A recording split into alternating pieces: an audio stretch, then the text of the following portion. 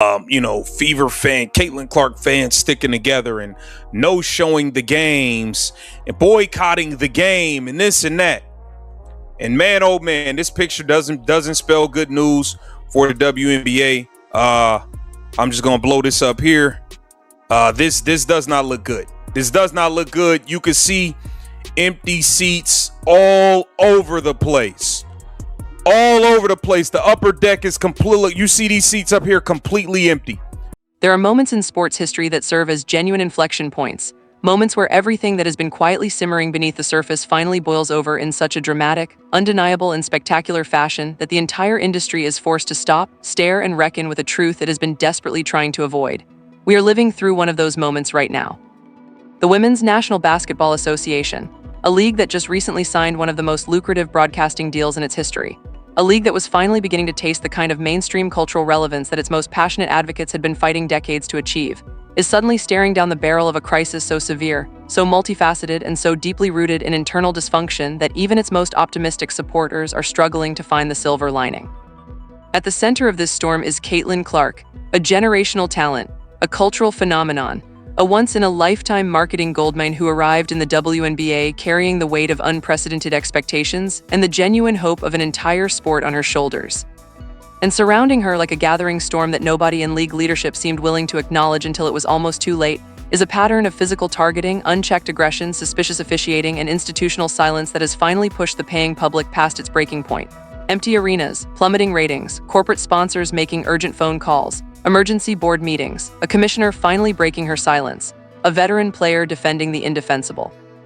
And millions of fans across the country asking the same simple, devastating question: what on earth is happening to the WNBA? This is not a simple story. It is not a story about one flagrant foul or one controversial non-call or one tone-deaf administrative decision.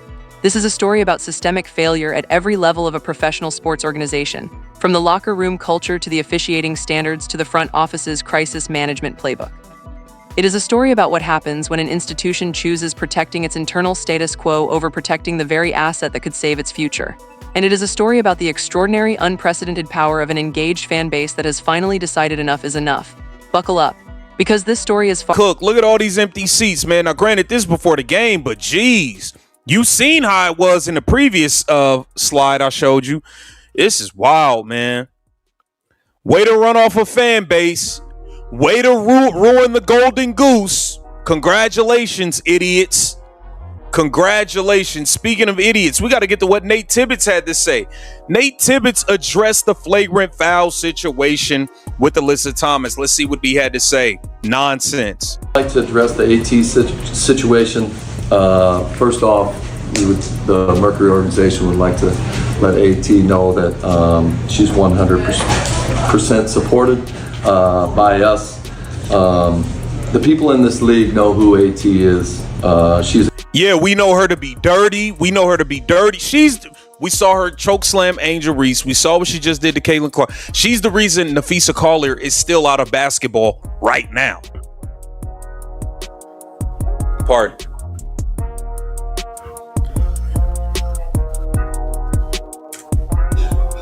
She's the reason Napheesa Collier is still out of basketball right now.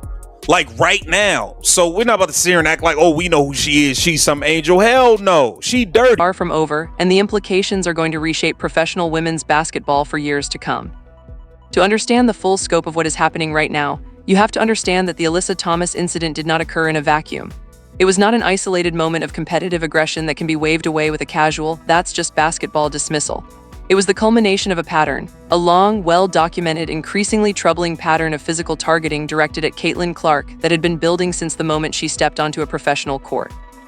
Let's set the scene. The Indiana Fever and the Phoenix Mercury are locked in a competitive regular season matchup. Clark, as she so often does, is making her presence felt in multiple ways. She's hitting step-back threes. She's creating off the dribble, fading away and connecting. She's forcing timeouts. She's doing what generational offensive talents do, making the other team's coaching staff miserable and making the crowd come alive. And then she drives to the basket, absorbs contact, and goes down. In basketball, when there's a loose ball scramble, bodies go everywhere. That is an accepted and understood part of the game. Players dive, scramble, reach, push, and clamber their way toward possession. It is chaotic, physical, and completely normal. What happened next, however, was not normal by any reasonable basketball standard. Alyssa Thomas, with the ball sitting elsewhere in the frame, turns her attention directly toward Caitlin Clark, already on the ground, already in a vulnerable position, and places her fist deliberately against Clark's throat before pushing down to leverage herself upward. Not a glancing blow, not an incidental collision. A deliberate, targeted placement of a closed fist against the throat of a player who is already... It's a quick little tween into a sidestep. Couple of plays later, she comes down and does this. Clark, early in the bag, step back three, connects again! Goes down, gets into her bag, hits a step back three, forces the Mercury to call a timeout. But later in the half, she drives in and falls down. Caitlin. Defenders jump on her, the ball pops out. All very normal stuff when there's a loose ball in basketball. Obviously, everyone's going to be trying to get the ball. But then Alyssa Thomas does this. Mind you, the ball is right here, and she is staring directly at Caitlin Clark. To the ground, and Puts her fist directly on Clark's throat, and then pushes to get herself up. And there was no call. Look, man, I get it. She's cooking. Probably should not be allowed to put your fist on her throat. I mean, the fist in the throat is crazy. It's crazy. It's dangerous. The landing spot, when you went to review it, and she still comes down on top of another foot, like, I don't know. Because to me, that's like a do-over on a test. How do you screw it up again? You're coming in here aware of what happened 2 nights ago?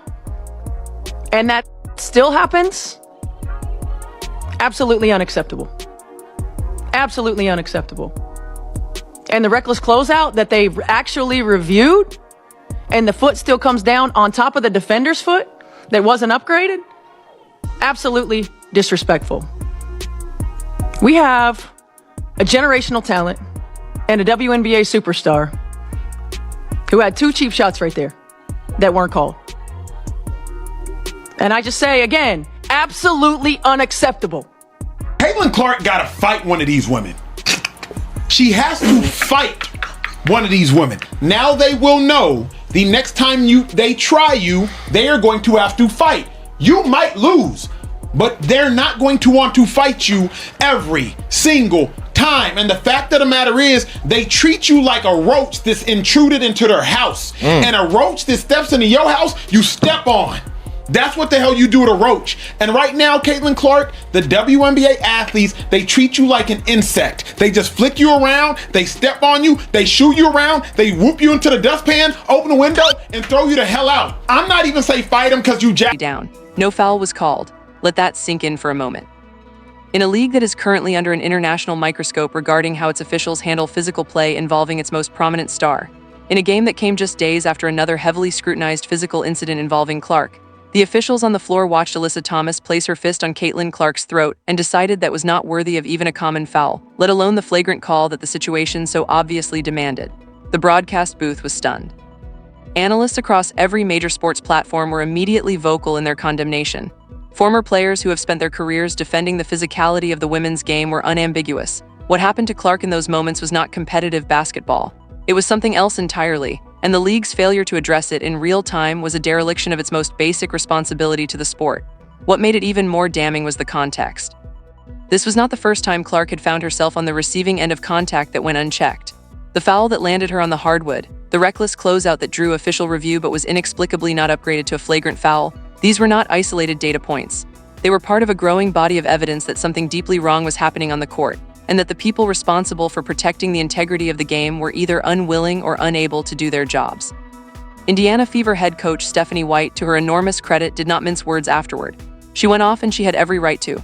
When your superstar, your franchise cornerstone, the player who is single-handedly driving ticket sales and television ratings for your organization, gets a fist put on her throat in the middle of a professional basketball game and the officials do not react, you say something. You say a lot of things. And Stephanie White said them. The league, at least initially, said almost nothing. Here is where the story takes a turn that the WNBA's executive board genuinely did not anticipate, and that failure of anticipation may ultimately prove to be its most costly mistake. Professional sports organizations have operated for decades under a particular assumption about fan behavior. Fans will grumble, fans will complain on social media, fans will write angry letters and make passionate podcast arguments, but ultimately fans will keep buying tickets and watching games because their love of the sport is stronger than their frustration with the institution. That assumption has been tested before. It has occasionally proven wrong. But in the modern sports media environment, where fan communities can organize at unprecedented speed and where alternative entertainment options are essentially limitless, that assumption is more dangerous than it has ever been. The WNBA discovered this the hard way.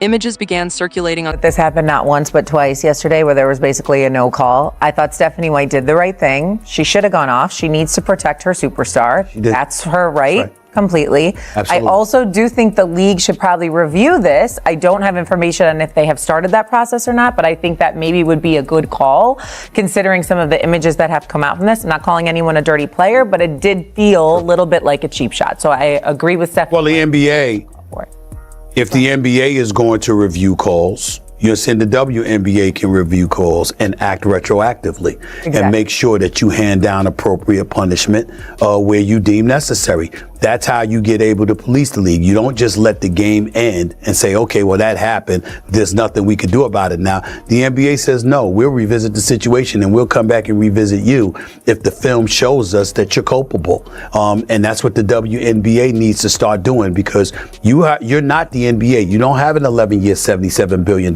contract. You are building the league. You just reached an incredible collective bargaining agreement. You understand they did a great job with that. The league is growing. And it's reaching some of its aspirations, no doubt, but there's still a lot more work to be done. Don't get in the way of the cash cow. You don't sit up there and pave a way for her and don't compete. Nobody's implying that. But you certainly ride that tidal wave of popularity and use it to your advantage to build the game, not compromise and hurt the game by taking her out whenever you get the opportunity to do so. On social media, images of WNBA arenas that told an absolutely devastating story in pure visual terms. Upper decks completely empty. Lower bowl sections dotted with vacant seats that should have been filled with passionate fans. Broadcasters staring out at buildings that looked more like practice facilities than professional sporting venues.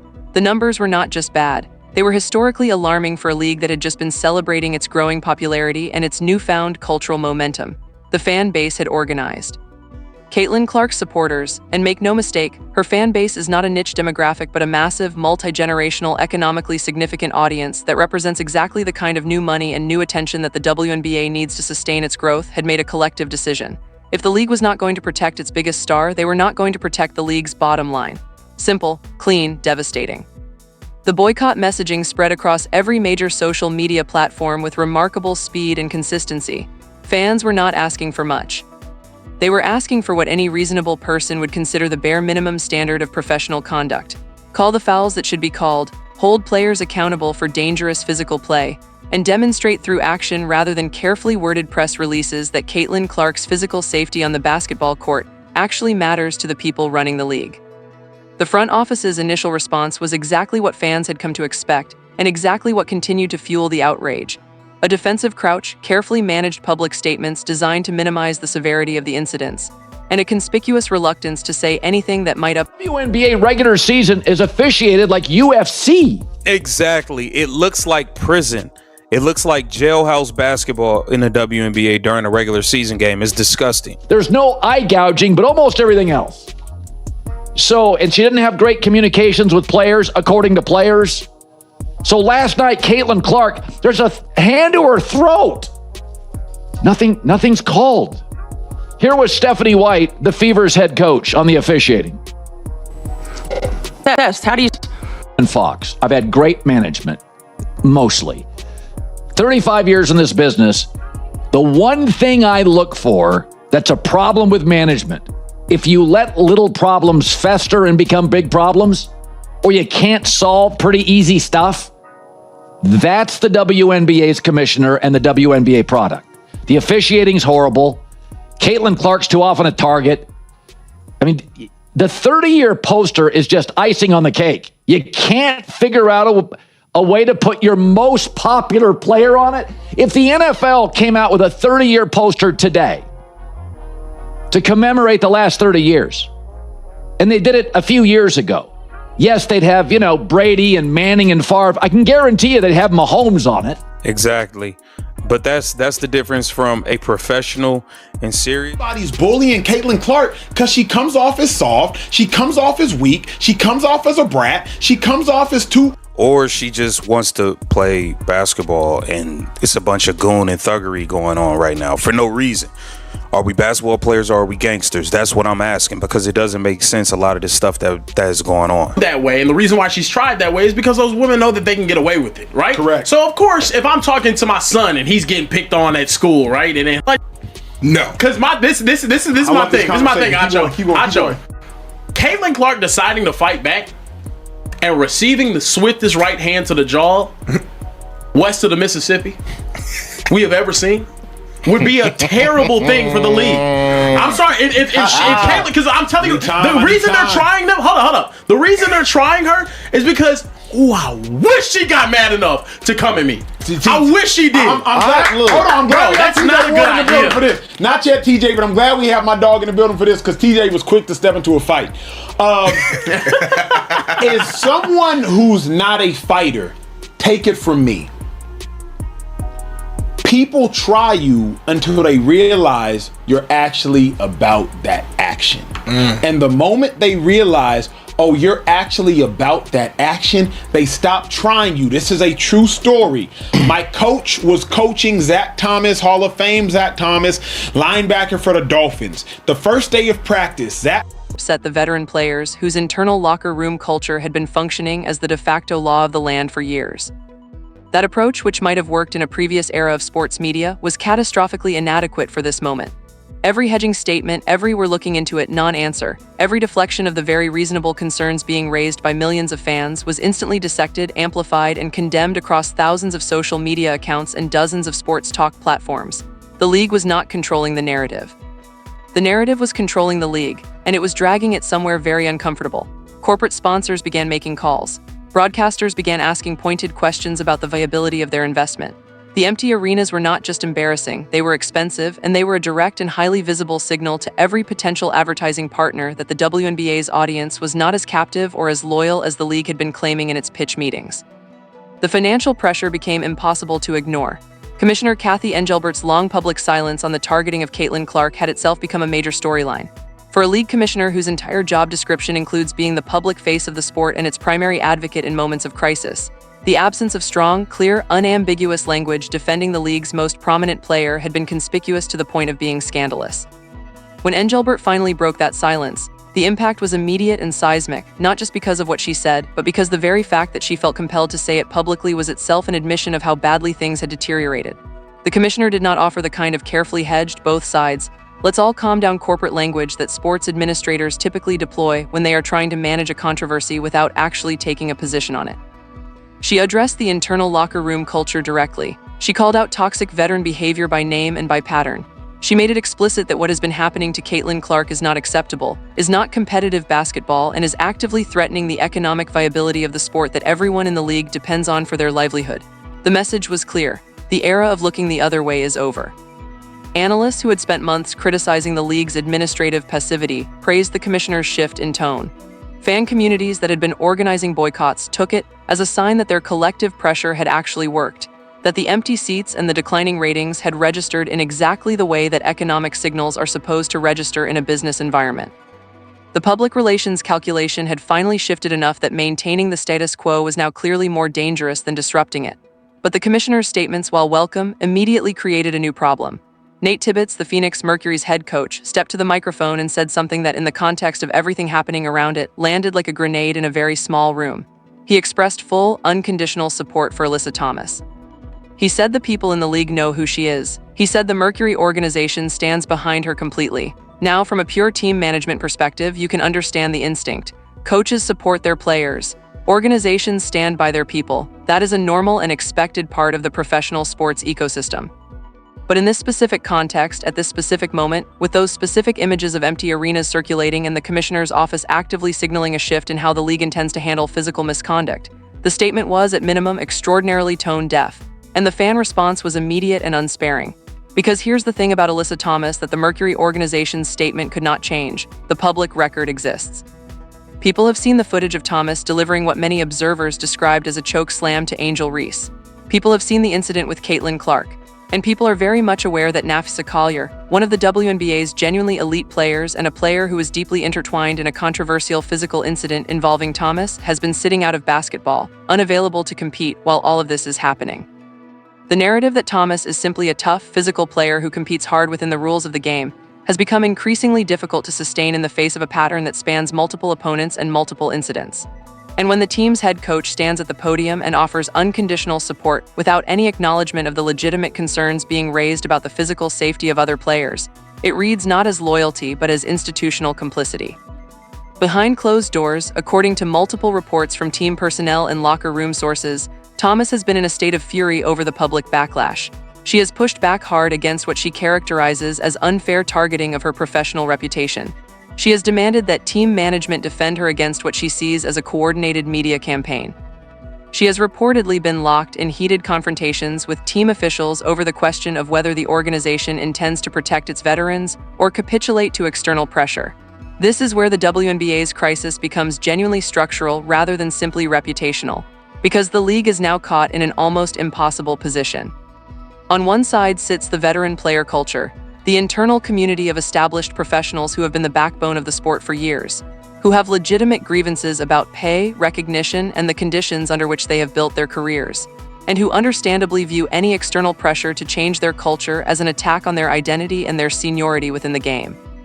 On the other side sits the economic reality of the modern WNBA, a league whose survival and growth depend on attracting and retaining new fans, corporate sponsors, and broadcasting partners who are making their investment decisions based primarily on the Caitlin Clark effect.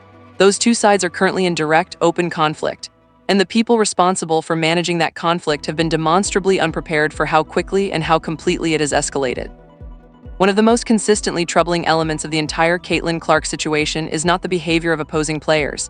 Competitive athletes will always push the boundaries of what officials allow, but the behavior of the officials themselves.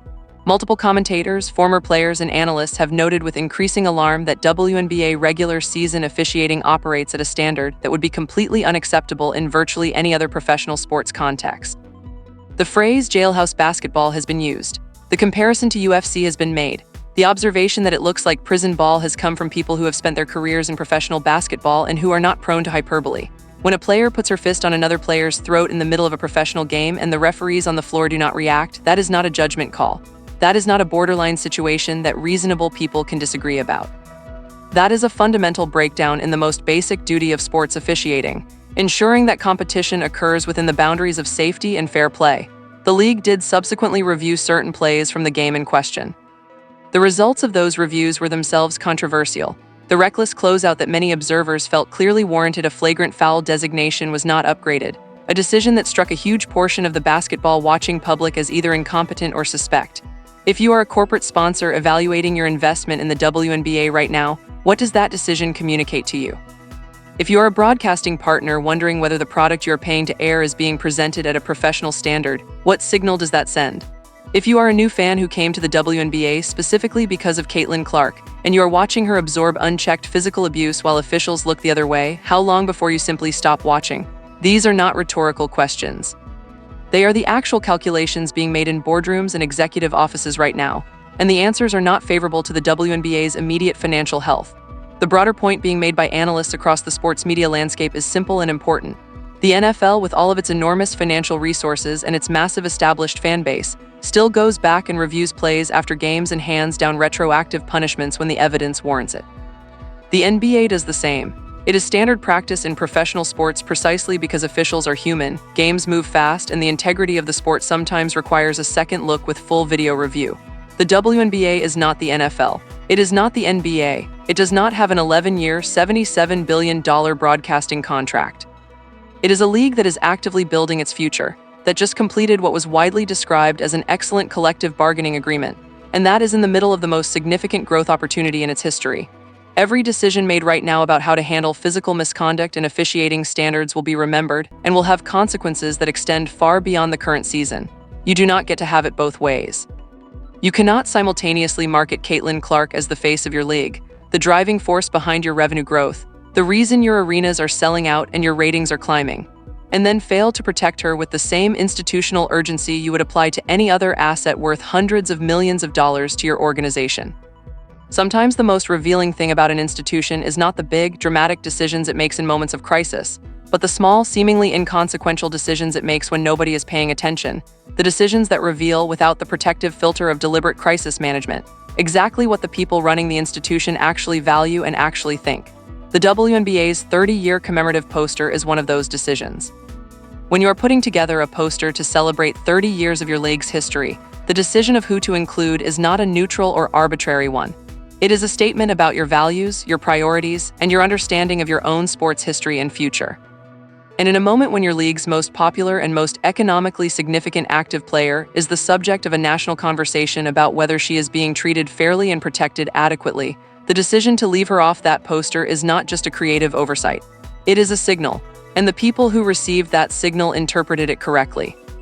The comparison that media analysts immediately reached for was the NFL, a league that, whatever its flaws and controversies, understands at a fundamental level that its most popular players are its most valuable marketing assets and treats them accordingly. Would the NFL produce a 30-year commemorative poster and leave Patrick Mahomes off it? The question is almost absurd on its face. Of course not. Because the NFL understands that Mahomes is not just a player. He is a cultural phenomenon, a marketing engine, and a living symbol of everything the league wants to represent to the broadest possible audience. Caitlin Clark is that for the WNBA, right now, today, in this moment. She is the single biggest reason new fans are coming to the sport, new corporate money is flowing into the league, and new broadcasting deals are being discussed.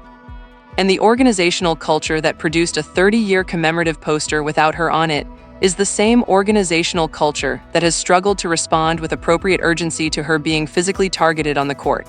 These things are not unrelated. They come from the same place, a deeply embedded institutional reluctance to fully embrace the new commercial and cultural reality that Caitlin Clark represents, because doing so requires acknowledging that the league's future looks very different from its past, and that transition is uncomfortable for the people who built their careers and their identities in the previous era. It would be dishonest to pretend that the tension surrounding Caitlin Clark exists in a simple moral universe where everyone on one side is wrong and everyone on the other side is right. The reality is more complicated, and engaging with that complexity honestly is necessary if we are going to understand what is actually happening and what it will take to fix it. The veteran players who built the WNBA did so under conditions that were genuinely difficult and genuinely unfair. They played for salaries that were a fraction of what their male counterparts earned. They competed in arenas that were sometimes embarrassingly underattended. They watched their sport receive minimal media coverage while other sports consumed enormous amounts of cultural oxygen. They sacrificed significant personal and financial opportunities to continue playing a game they loved in a league that the broader sports world often treated as an afterthought. That history is real and it deserves acknowledgement. But here is the equally real and equally important other side of that equation. Caitlin Clark did not create the conditions that made those veterans' careers difficult. She did not design the pay structures or the media coverage decisions or the cultural priorities that resulted in the WNBA operating in relative obscurity for most of its existence. And her arrival on the scene, whatever complicated feelings it may generate in a locker room full of players who have given their professional lives to this sport, is objectively the best thing that has happened to the financial prospects of every WNBA player in the history of the league. The broadcasting deal that was recently signed, the one that represents an enormous step forward for player compensation and league stability, exists in its current form in large part because of the Caitlin Clark effect. The corporate sponsorships that are now flowing into women's basketball at unprecedented rates exist because of the audience that Caitlin Clark brought with her. The cultural conversation that has made the WNBA relevant to sports fans who had never previously paid attention to it exists because of one player's extraordinary combination of skill, personality, and marketability. Every veteran player in the WNBA benefits financially and professionally from Caitlin Clark's presence in the league. Every single one of them. And every veteran player who participates in, tolerates, or tacitly endorses the systematic physical targeting of that player is quite literally attacking the foundation of their own economic future. The sports talk conversation about whether Clark should respond physically to the targeting is understandable from a purely competitive psychology perspective. The argument that demonstrating you are willing to fight back changes how opponents approach you is not without historical basis. But it also somewhat misses the more fundamental point. The responsibility for protecting Caitlin Clark from cheap shots and dangerous physical play does not primarily rest with Caitlin Clark. It rests with the officials, the league's disciplinary apparatus, and the team management structures that have the actual institutional power to change player behavior through consequences. Let us talk about the pure business reality of where the WNBA finds itself right now, because understanding the economic stakes clarifies why this crisis demands urgent and decisive action. Empty arenas do not just represent lost ticket revenue in the immediate term, though that is significant. They represent a visible, documentable, easily shareable signal to every potential business partner that the league's audience relationship is fragile. Broadcasters use attendance figures as one data point in evaluating the health of their broadcasting investment. Corporate sponsors use them as a signal of brand association risk. Potential expansion franchise investors use them as an indicator of market viability. When images of empty upper decks circulate across social media in the context of a fan boycott specifically tied to concerns about player safety and institutional dysfunction, the damage extends far beyond the individual games where those seats are empty. It creates a narrative, a story that potential business partners tell themselves about the risks of being associated with the league. And narratives, once established, are extraordinarily difficult to dislodge. The league's corporate sponsor relationships are particularly vulnerable right now. Major brands that have invested in WNBA sponsorships did so in large part because the Clark era seemed to promise exactly the kind of mainstream cultural relevance and clean, positive brand association that makes sports sponsorship attractive. A league associated with a generational talent inspiring millions of new fans is an extremely appealing platform for a corporate brand. A league associated with unchecked player violence, institutional dysfunction, and a visible fan revolt is the opposite of that. The reports of emergency board meetings, of sponsors reviewing their contracts, of broadcasting partners asking pointed questions about the product. These are not exaggerations for dramatic effect. They are the predictable and completely rational responses of business entities to a rapidly deteriorating situation that is affecting the value of their investment. The window for the WNBA to get in front of this crisis, to take the kind of decisive, unambiguous, consequence-delivering action that would demonstrate genuine institutional commitment to change, is not infinite. Every day that passes without meaningful action is another day that the narrative of institutional dysfunction becomes more deeply embedded in the public consciousness. Another day that sponsors revisit their decisions. Another day that the fan base that walked away has less reason to come back. The disciplinary decision regarding Alyssa Thomas is the most immediate and most visible test of whether the commissioner's strong words are going to be matched by equally strong actions. The choice is genuinely difficult. Too harsh a punishment risks a veteran player revolt that could fracture the league's internal culture. Too lenient a response validates every criticism about the league's inability to protect its biggest star. There is no path through this that does not involve significant discomfort for someone. But the league's history of choosing institutional comfort over necessary action is a large part of what created this crisis in the first place. The time for managing discomfort with the carefully crafted language of diplomatic neutrality has passed. The path forward for the WNBA, while genuinely complicated, is not actually mysterious. The league needs to do several things, and it needs to do them with speed, clarity, and enough institutional force to be credible. First and most immediately, the disciplinary response to the Thomas incident needs to be meaningful. It does not necessarily need to be a permanent ban. Reasonable people can disagree about proportionality, but it needs to be significant enough to demonstrate that the league's stated commitment to player safety is not just rhetorical. A token fine or a brief suspension that essentially amounts to a slap on the wrist will be read by everyone paying attention as confirmation that nothing has fundamentally changed. Second, and more broadly, the officiating standards for physical play in WNBA games need to be upgraded and enforced with consistency. This is not about protecting Caitlin Clark specifically. It is about establishing a baseline of professionalism and safety that makes the league a product that fans, sponsors, and broadcasting partners want to be associated with. The jailhouse basketball description needs to stop being accurate. Third, the league needs to embrace its own transformation with genuine enthusiasm rather than defensive resistance. Caitlin Clark is not a threat to the WNBA's identity or its history. She is the most powerful catalyst for the league's growth and sustainability that has ever existed. Treating her as such, in every institutional decision from poster design to officiating standards to administrative communication, is not a betrayal of the players who came before. It is the fulfillment of what those players built and sacrificed for. Fourth, and perhaps most importantly, the league needs to rebuild trust with the fan base that organized the boycott. Not through press releases and carefully worded statements, but through visible, demonstrable changes in how the game is played and officiated, and how the institution responds to concerns about player welfare. Fans who organized a boycott and watched it produce visible results, empty arenas, corporate panic, a commissioner finally speaking out, have demonstrated that they understand their own power. They will not be satisfied with words. They need to see action. There is an old story about a farmer who discovers that his goose lays golden eggs. The story has several possible endings, and the WNBA is currently standing at the fork in the road between them. In one version of the story, the farmer recognizes the extraordinary value of what he has, protects it with everything he has, and benefits enormously from the relationship for years to come.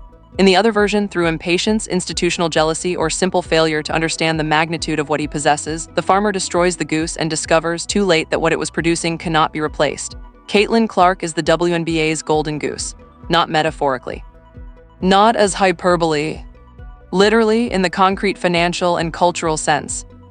She is the single most valuable asset the league has ever possessed, and the decisions being made right now about how to protect her, how to respond to her targeting, and how to manage the institutional culture that has created the environment in which that targeting has been allowed to occur will determine whether the WNBA enters a genuine golden era or watches the most significant growth opportunity in its history slip away through self-inflicted dysfunction.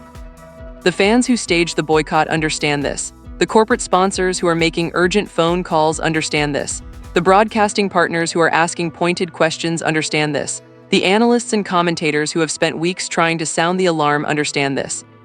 The question is whether the people running the league understand it deeply enough, urgently enough, and are willing to act on that understanding with enough force and speed to actually change the trajectory of what is happening. The empty seats are not just empty seats. They are a message. They are millions of fans speaking in the only language that professional sports institutions are ultimately designed to hear, the language of economic consequence. And the message is simple, clear, and impossible to misinterpret. Protect your biggest star. Enforce your own standards. Choose the future over the status quo. The WNBA has a choice to make, and it needs to make it now. The golden goose is still there, the eggs are still golden, but the window for getting this right is closing faster than anyone in the front office is probably comfortable admitting. This is the moment. This is the test. And how the league responds to it will define not just the next season, but the next decade of women's professional basketball. The fans are watching. The sponsors are watching. The broadcasters are watching.